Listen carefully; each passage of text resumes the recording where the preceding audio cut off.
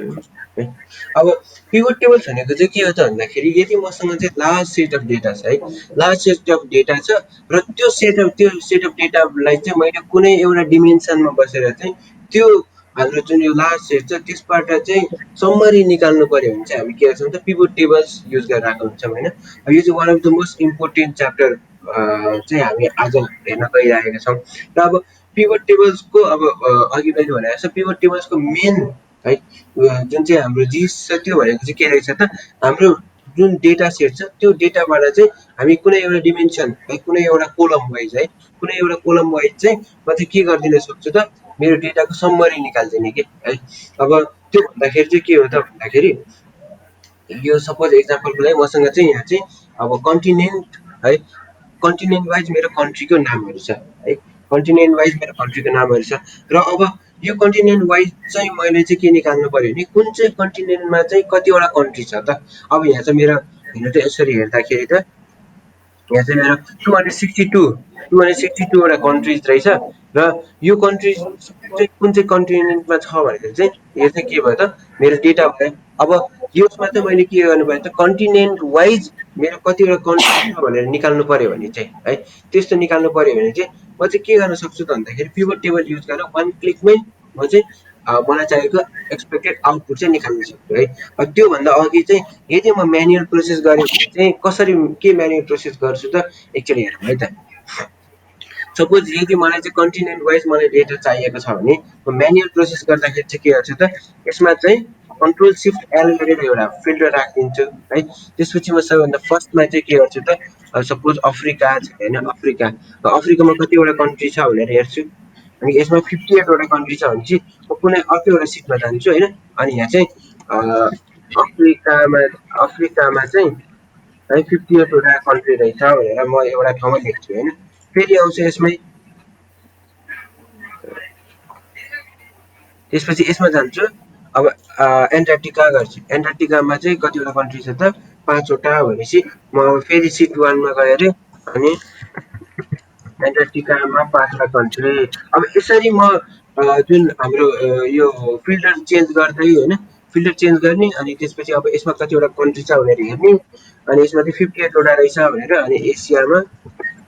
58 भनेर यसरी लेख्न थाल्यो भने त है मेरो त टाइम पनि वेस्ट भयो प्लस मैले अब धेरै इफोर्ट दिनु परिरहेछ प्लस अब यो चाहिँ म्यानुअल प्रोसेस भइरहेछ नि त। अब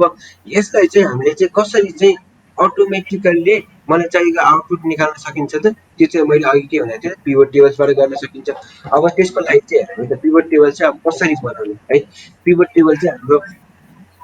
जुन यो हाम्रो र डेटा छ र डेटाबाट कसरी निकाल्ने त्यो चाहिँ हेर्छौँ है त। यस्तो केसहरू तपाईँलाई डेली युजमा केही चाहिएको जस्तो फिल भएको छ अहिलेसम्म? हाम्रोमा त यो अफिसमा चाहिन्छ सर। ए हजुर है चाहिन्छ है भनेपछि अब यो चाहिँ अलि ध्यान दिएर हेरौँ है त। यदि बुझ्नु भएन भने चाहिँ कुन पोइन्टमा बुझ्नु भयो भने ठ्याक्क सोधिहालौँ है। सबभन्दा फर्स्टमा पिभट टेबल बनाउँदाखेरि चाहिँ हामी के हेर्छौँ त अब मेरो यो जुन यो डेटा छ यो डेटालाई चाहिँ म सेलेक्ट गर्छु है यति चाहिँ मेरो डेटा हो भनेपछि मेरो यति डेटालाई चाहिँ म पहिला सबभन्दा फर्स्टमा सेलेक्ट गरेँ भनेपछि सेलेक्ट गर्नको लागि मैले कन्ट्रोल+A गरेँ है। त्यसपछि अब तपाईँहरूले डिफ्रेन्ट वेजमा चाहिँ पिभट टेबल्सहरू बनाउन सक्नुहुन्छ है। अब म डिफ्रेन्ट वेजहरू भनिदिन्छु तपाईँहरूलाई अनि जुन चाहिँ सजिलो लाग्छ त्यही नै गर्नु है। सबभन्दा फर्स्टमा चाहिँ फर्स्ट वे भनेको चाहिँ के हो त भन्दाखेरि हाम्रो डेटा सेलेक्ट गर्ने त्यसपछि इन्सर्टभित्र यहाँ पिभट टेबल्स भन्ने छ है इन्सर्टभित्र पिभट टेबल छ। अब यो क्लिक गर्नुभयो है पिभट टेबल क्लिक गर्नुभयो भने चाहिँ अब यहाँ चाहिँ उसले चाहिँ के सोध्यो त अब हाम्रो चाहिँ पिभट टेबल त बनाउने तर अब रेन्ज के हो त भनेर सोध्यो होइन। रेन्ज के हो त भने मेरो के हो त मैले अहिले जुन जति सेलेक्ट गरेँ नि त्यति नै हो नि त रेन्ज यो भइहाल्यो। त्यसपछि अब कता पिभट टेबल बनाउने त भन्दाखेरि अहिलेको लागि न्यूमै राखिदिउँ होइन न्यू वर्कसिटमा राखेर मैले ओके गरिदिएँ भने अब के भयो त मेरो ब्ल्याङ्क पिभट टेबल बन्यो है। अब मेरो र डेटा चाहिँ कुन हो त यो हो नि त। यसमा चाहिँ के छ त कन्टिनेन्ट कोड र कन्ट्री छ र मेरो यता तल चाहिँ के छ त डेटा छ है। अब यसको पिभट टेबल चाहिँ मैले कहाँ बनाएँ त यो बन्यो सिट 2मा है। अब यो चाहिँ हाम्रो के भन्छ पिभट टेबल चाहिँ यो भयो कि यो चाहिँ अब एउटा ब्ल्याङ्क पिभट टेबल भइरहेछ है। अब यो ब्ल्याङ्क पिभट टेबलमा चाहिँ हामीले के गर्न सक्छौँ त भन्दाखेरि हामीलाई चाहिएको अर्को सिटमा गएर गर्ने हो? हजुर यो इन्सर्ट पिभट टेबल गर्दाखेरि चाहिँ त्यहाँ चाहिँ एउटा अप्सन सोधेको थियो नि है पिभट टेबल इन्सर्ट गर्दाखेरि चाहिँ न्यू सिटमा गर्ने कि एक्जिस्टिङ सिटमा इन्सर्ट गर्ने भनेर भनेको थियो मैले चाहिँ न्यू सिटमा क्लिक गरेर तान्दाखेरि चाहिँ एक्चुअली चाहिँ अटोमेटिकली सिट 2 मा चाहिँ एउटा नयाँ पिभट टेबल बनाइदियो है भनेपछि अब यहाँ चाहिँ के युज गर्न मिल्छ त भनेर चाहिँ अब हामी हेरौँ होइन पिभट टेबलमा अब अहिले मसँग यो ब्ल्याङ्क पिभट टेबल छ है अब यो पिभट टेबलमा चाहिँ मैले अघि कस्तो चाहिएको थिएँ त यस्तो चाहिएको थियो नि त यो कन्टिनेन्ट वाइज मलाई काउन्ट चाहिएको थियो है कन्टिनेन्ट वाइज मलाई काउन्ट चाहिएको थियो भने अब यसमा चाहिँ के अब मेरो डेटा हेर्दाखेरि चाहिँ के छ त यो कन्टिनेन्टलाई चाहिँ मैले कहाँ राख्नु पर्यो त रोजमा आयो नि त कन्टिनेन्ट चाहिँ रोजमा आउँदो रहेछ अनि त्यसपछि हाम्रो यो कन्ट्रीको नाम छ कन्ट्रीको नाम नआइकन के आउनु पर्ने रहेछ त यहाँ चाहिँ कन्ट्रीको काउन्ट आउनु पर्ने रहेछ भनेर थाहा भयो है भनेपछि अब पिभट टेबल चाहिँ कसरी बनाउने चाहिँ अब हामी डाइभ इन गर्छौँ है त अब पिभट टेबलको सबसे मेन जुन हामीलाई चाहिएको जुन त्यो कस्टमाइज गर्नुपर्ने कुराहरू छ त्यो चाहिँ यता राइट साइडपट्टि हुन्छ है राइट साइडपट्टि चाहिँ सबभन्दा फर्स्टमा हेरौँ पिभट टेबल फिल्ड्स छ है भनेपछि पिभट टेबल फिल्ड्स भनेको चाहिँ के हो त होइन त्यो चाहिँ हामी हेरौँ पिभट टेबल फिल्ड्स भनेको चाहिँ हाम्रो डेटामा चाहिँ जति पनि यो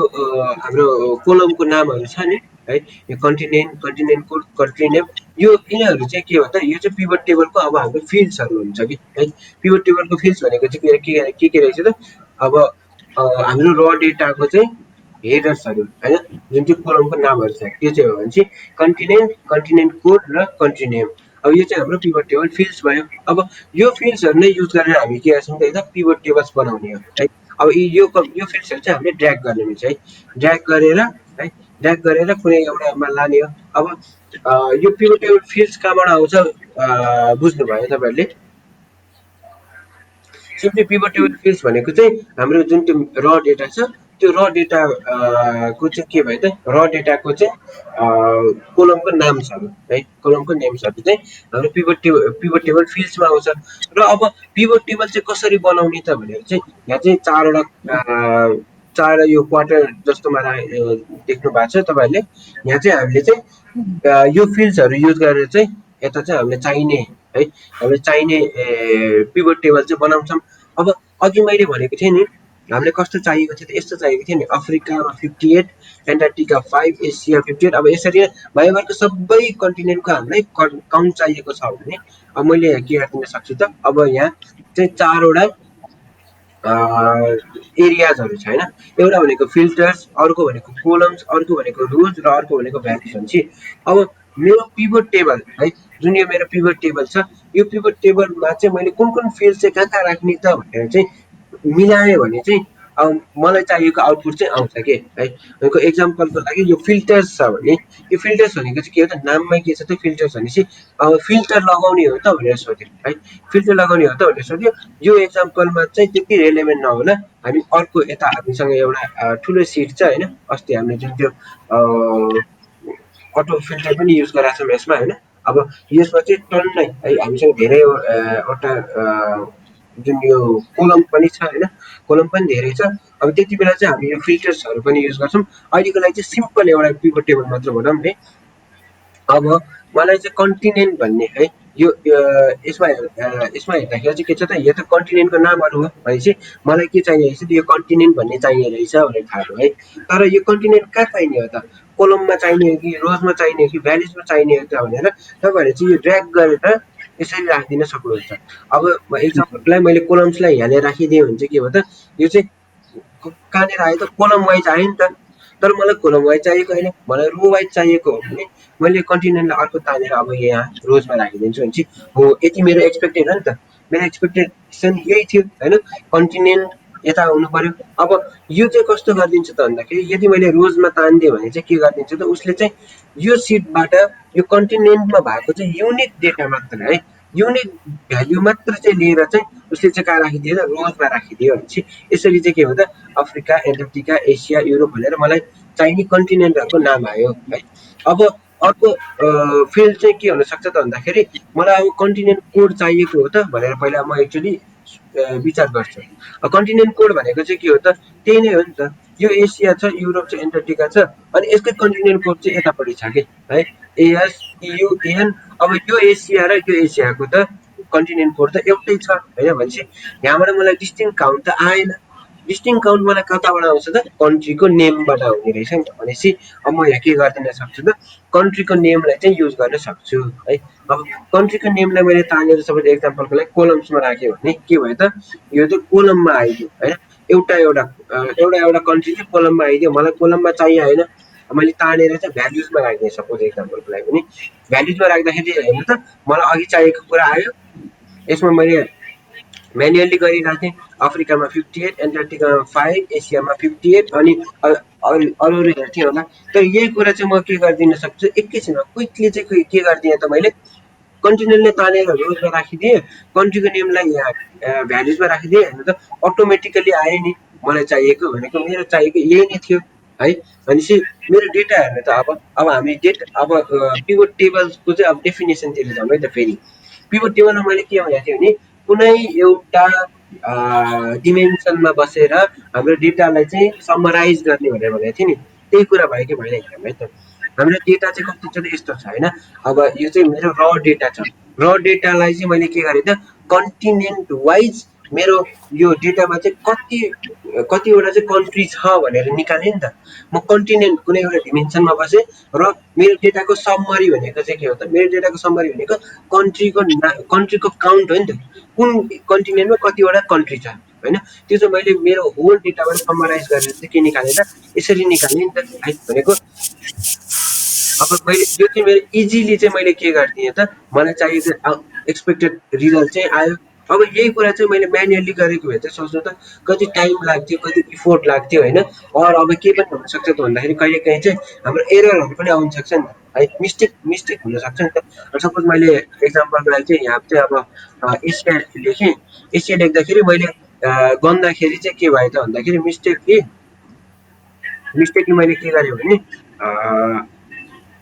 यहाँदेखि यहाँसम्मको मात्र गर्ने कि एक्जाम्पलको लागि है, एक्जाम्पल मात्र यो। अब यो चाहिँ 22वटा यसो हेरेँ 22 रहेछ भनेर अब मैले यता गएर 22 लेखेँ। अब त्यहाँ त अब मेरो मिस्टेक भयो, त्यो मिस्टेक पनि के हुन्छ त मिटिगेट हुन्छ है। अब हाम्रो जुन त्यो म्यानुअल मिस्टेक्सहरू हुनसक्छ, अरू अब टाइपिङ एररहरू हुनसक्छ होइन, यिनीहरू सबै चाहिँ के हुने भयो त हट्ने भयो केले, पिभट टेबल्सले है। हेर्नु त क्विकली कति 1 क्लिकमै मैले पिभट टेबल बनाएँ। त्यसपछि मलाई चाहिने कुराहरू रोजमा तानेँ, मलाई चाहिने भ्यालुजहरू मलाई चाहिने जुन हाम्रो निकाल्नु पर्ने कुरा छ त्यसलाई चाहिँ मैले कन्ट्री भ्यालुजमा तानिदिएँ र मैले चाहिँ के आयो त, मलाई चाहिने पिभट टेबल चाहिँ बनाएँ है। अब यो एउटा वे हो पिभट टेबल बनाउने, यो चाहिँ हामीले स्क्रैचदेखि नै बनायो। काउन्ट अफ कन्ट्री नेम पनि हजुर count of country name country name तल हामीले यहाँ यतापट्टि पिभट टेबल फिल्डमा कन्ट्री नेम गर्दाखेरि यता काउन्ट अफ नेममा आयो नि। यो छ नि त भ्यालुजमा चाहिँ हेर्नु त यहाँ अगाडि समेसन यो जुन यो समेसनको उयो देखिराख्नु भएको छ आइकन, यो भ्यालुजमा चाहिँ अरूमा चाहिँ जस्ताको तस्तै नै राख्ने हो होइन। जे कुरा आइरहेछ त्यसबाट अब युनिक निकालिदिने हो। यो भ्यालुजमा चाहिँ अब के गर्ने भनेर पनि भन्न सक्छौँ कि सपोज एक्जाम्पलको लागि मैले यहाँ चाहिँ अब एभरेज निकाल्ने, सम निकाल्ने, यिनीहरू डिफ्रेन्ट फङ्सन्सहरू चाहिँ यहाँ लगाउनु मिल्छ क्या। हामीले पढाएको थियौँ नि काउन्ट इफ काउन्ट पढ्यौँ भने त्यो फङ्सन चाहिँ के गर्नु मिल्यो, यहाँनिर लगाउनु मिल्यो क्या। अब यहाँ चाहिँ एक्सेलले चाहिँ अटोमेटिकली यहाँ काउन्ट लगाइदियो होइन। यसमा चाहिँ अब जस्ताको तस्तै राख्ने हो भने यो भ्यालुजमा जस्ताको तस्तै राख्ने हो भने त हाम्रो यही आउँथ्यो नि त, कन्ट्रीको नामै आउँथ्यो नि त। तर मैले के गरिदिएँ त काउन्ट अफ कन्ट्री निकालिदिएँ। अब यिनीहरू कसरी चेन्ज गर्ने यिनीहरू पनि हामी हेर्छौँ होइन। काउन्ट चाहिएन मलाई, सम चाहियो, अर एभरेज चाहियो, अर मिन चाहियो, म्याक्स चाहियो, यस्तो फङ्सन्सहरू चाहिँ कसरी लगाउने हामी यहाँ भ्यालुजमा हेर्छौँ होइन। एकैछिनपछि हेर्छौँ हामी।